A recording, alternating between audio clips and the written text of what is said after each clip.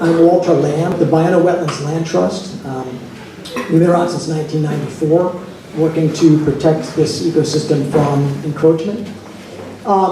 The first thing I would like to say is for everybody to take just a second to look around the room and see how packed it is, regardless of who wants alternative X and who wants alternative Y.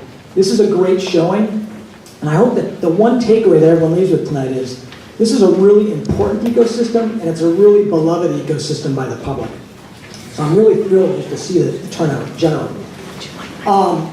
In terms of the draft AR, I also want to say I know a lot of work went into it. I mean, you know, it's obviously been a long time. It's 8,000 pages. Clearly, there was a lot of effort. The California Environmental Quality Act, however, is a self-regulating statute that has certain criteria that have to be met. And we just objectively, you know, our opinion is that those criteria have not been met. We have not formed an opinion yet as to what alternative we will or won't support. And we had expected this draft AR to provide a little bit more of an informational basis that we could really do sort of a, you know, weighing of the pros and the cons of the different alternatives. And we don't find that that's there. Specifically, under the current plan, on page 216 of the draft AR, Biona Wetlands Ecological Reserve would become the first ecological reserve in the state to get a 3-story parking garage.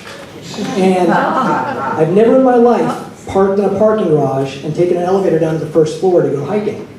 So there's, again, just to stress, 138 ecological reserves across the state, not one has a 3-story parking garage. It's right there on page 216. It's in all 3 alternatives.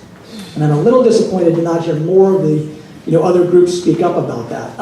That's something that we think is going to prevent this draft AR from becoming a final AR without revision. And I want to say it's not just the garage itself.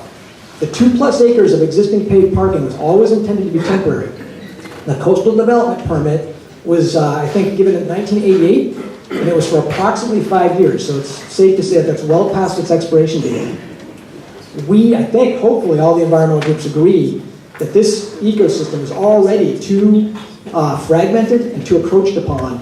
We don't have the luxury of giving away 2 acres to parking, which, by the way, is for the commercial businesses across the street and also some unrelated county agencies.